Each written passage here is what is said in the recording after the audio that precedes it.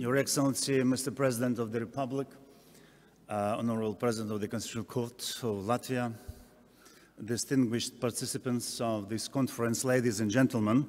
First of all, I would like to express from my heart deep gratitude to the Constitutional Court of Latvia for inviting our delegation for this event, and as a result for a possibility to have a moment of, I would say, happiness, because we forget how to joke, to smile, or even laugh. We cannot do it at home, but we did it yesterday, and we have returned into atmosphere of everyday life before the events whom all of you know very well. Thank you very much for that.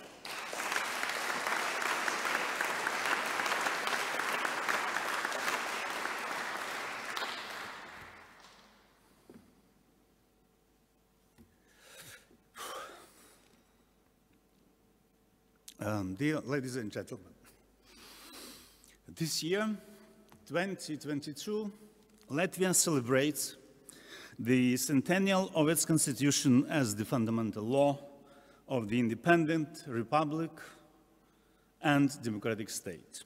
My country, Ukraine, could also have celebrated a similar centenary of the constitution of Ukraine's People's Republic, adopted in April 1918 by at that time, the Parliament of Ukraine, Central Rada.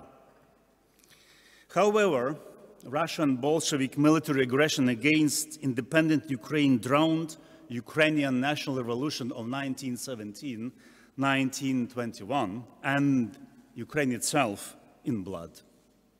As a result, after almost 3 centuries as a colony under Russian Tsarism, Ukraine was colonized by Russian communist totalitarianism.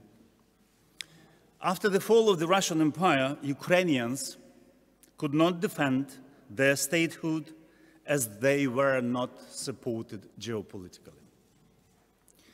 At the beginning of 1918, to defend itself from the Bolsheviks, the Ukrainian movement entered an alliance with Germany. However, Germany lost the First World War, and the Ukrainians found themselves in the camp of the defeated. In one sense, if Germans had won in 1918, then the Ukrainian state may have stood, and we could now celebrate not its 30th anniversary, but its centennial. Unique among European nations, Ukraine has a tradition of more than 1,000 years of state building, but yet only in 1991, finally, it was possible for Ukraine to become independent. And we assumed that it had become forever. It would appear almost unimaginable to think that the very existence of independent, democratic, Western-oriented values Ukraine would be completely unacceptable for the ruler in the Kremlin. In fact, it is regarded as fully incompatible with the aims and purposes of Moscow's fascist-type empire. Today, Moscow's neo-Bolsheviks practice the most disgusting practices of the Nazi and communist totalitarian regime, treating the Ukrainians, desperately defending their freedom and their identity, as subhumans. Under these circumstances, the ideals of human rights, of the rule of law, and of democracy are very far from the realities of life today in my country. Indeed, the question of the very existence of the Ukrainian people and Ukrainian statehood is at stake. The Muscovite strategy is about depriving Ukrainians of their right to life, to exist as a nation, and about killing Ukrainians just because they are Ukrainians. In short, we are witnessing a genocide against the Ukrainian nation. Nevertheless, the forum dedicated directly to 2 anniversaries of Lithuanian constitutionalism, definitely we have to deliberate about democracy, human rights, and the rule of law. Let me start very briefly to shed a light on Ukrainian, I would say, some specific feature of Ukrainian people. For that purpose, I have gone back to the history, and yesterday in the National Library of Latvia, I more extensively explained who are the Ukrainians. And dating back to the beginning of the 18th century, we have a memorial document, which is called in Ukraine as the Constitution, but is not the Constitution. It was an agreement between the freely elected hetman, that is the leader of Cossack nation, and the Cossacks themselves. And this document says the Cossack people were always speaking against autocracy. The rule of man was not inherent in the motherland, that is in Ukraine, and in the Zaporozhian host, that is the Cossacks military man. So, in general, that document dates back us to what? To the origins of the Ukrainian constitutionalism, because it was this document teaches us that Ukrainian Cossack nation was based on 3 values or 3 ideologies. Ideology of freedom, they want to be free from the Moscow yoke, they want freedom for Cossacks, that's liberty and republicanism because the leader was elected freely, and Christianity, because Christianity was adopted in Kyiv more than 1,000 years ago. And so that's why these are the origins of our, I would say, constitutionalism, our national identity as Ukrainians who were for centuries striving, fighting for freedom. And Ukraine appeared to be the last among the all post-Soviet republics to adopt a new fundamental law. We have adopted it in 1996. At that time, the Venice Commission analyzed our constitution and said that it was the adoption of, the adoption of the new Ukrainian constitution on 28 June 1996 was a major event in the sphere of the European constitutional law. However, the Venice Commission also made a remarkable, I would say, statement or very important remark that in the view of the Venice Commission, the 96 Constitution resulted in the concentration of powers in the hands of the President. And the text of this 96 Constitution did not take into account realities in Ukraine, provide for sufficient checks and balances. And there was a risk of authoritarian presidential system. That was the conclusion.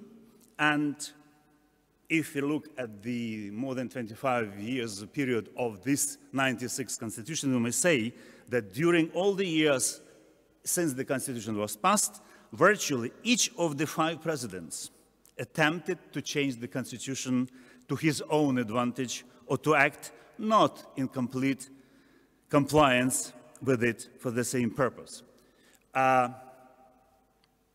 In my written paper, it is in detail explained all the process from 96 until now, but I will give you only 3 or 5 examples. The first attempt to attack the Constitution was President Kuchma. You know very well this name, autocratic ruler.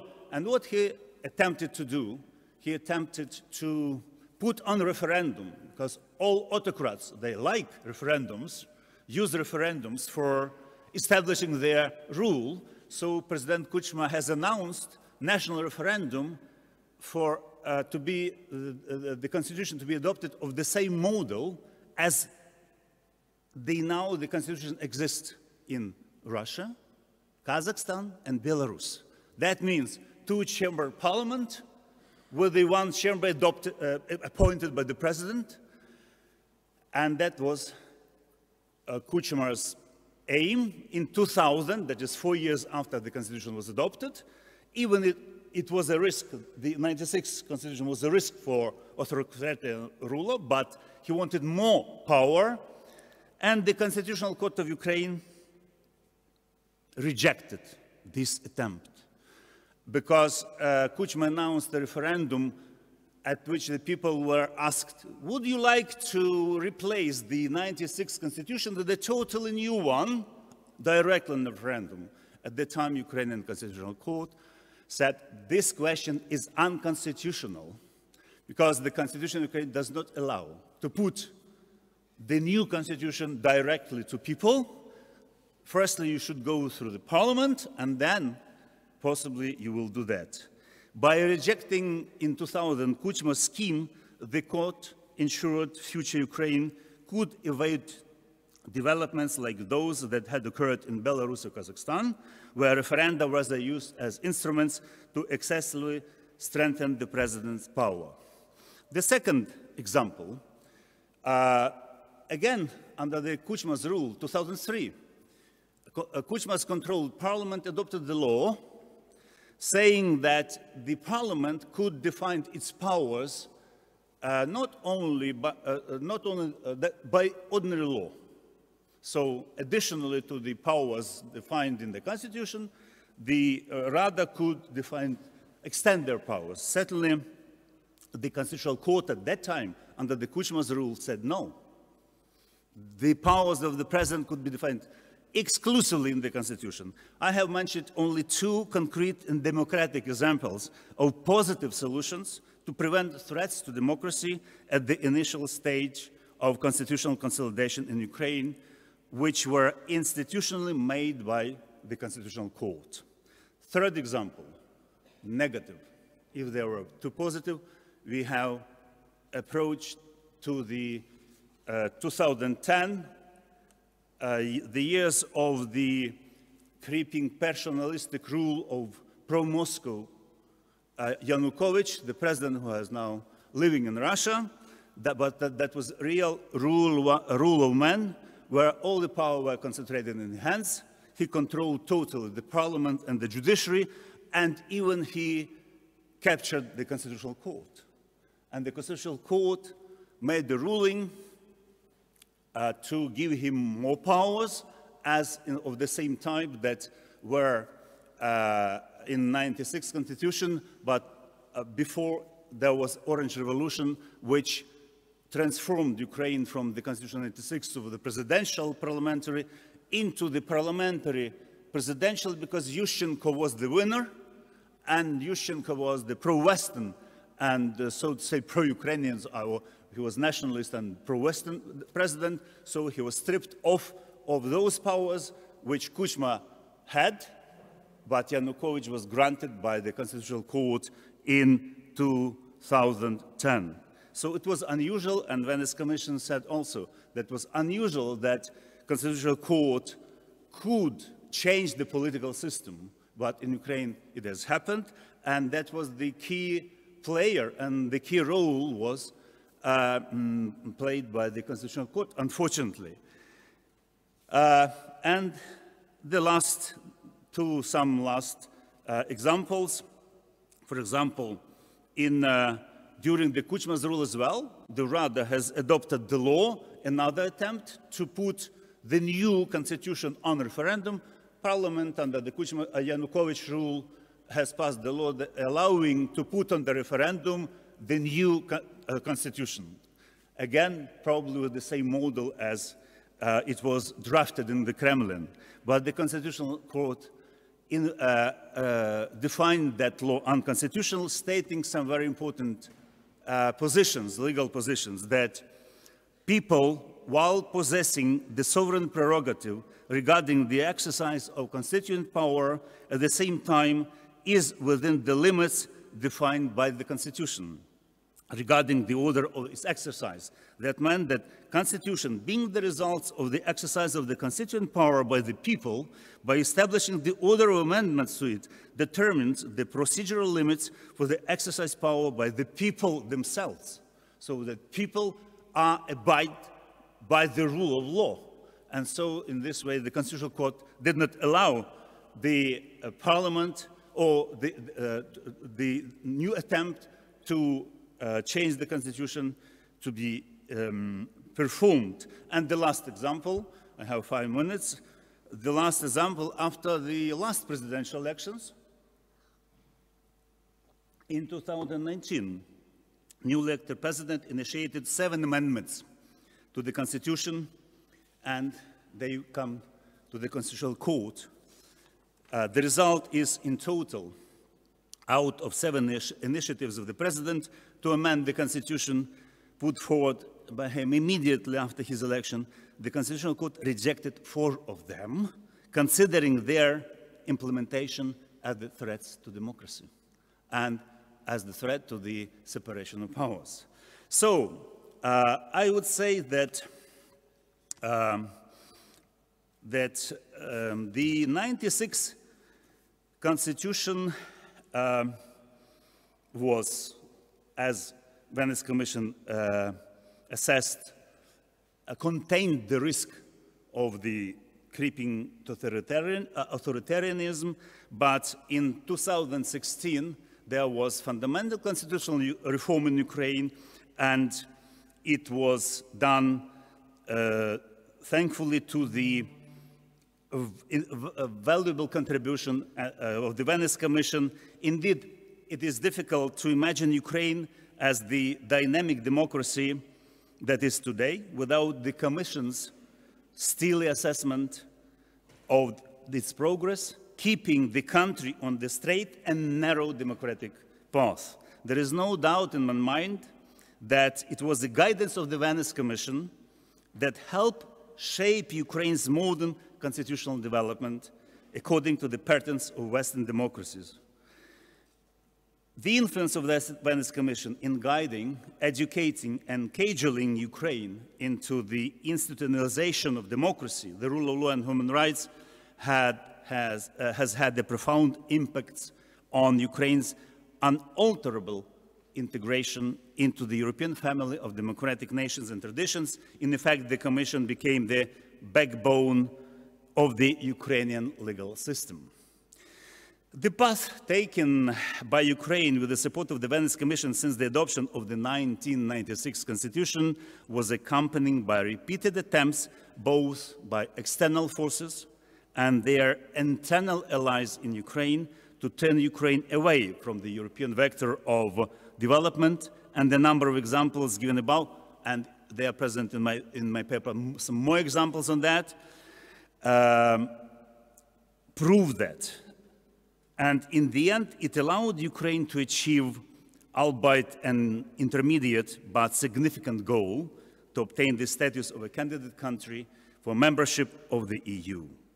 A quarter-century practice and 2 attempts during the rule of Kuchma and Yanukovych to undermine the constitutional structure of state have proven that in Ukraine, the authoritarian model not only does not take root, but it cannot work. Now, that was about the past, and 2 sentences about the future.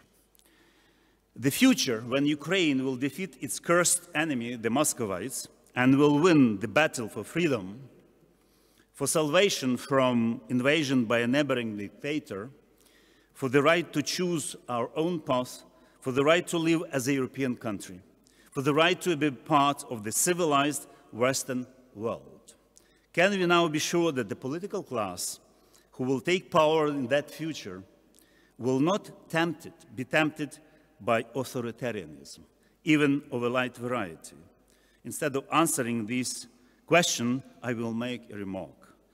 We must be vigilant so that after Ukraine defeats the external monster, a domestic Leviathan does not take up residence in the home of free and independent Ukraine. Thank you for your attention.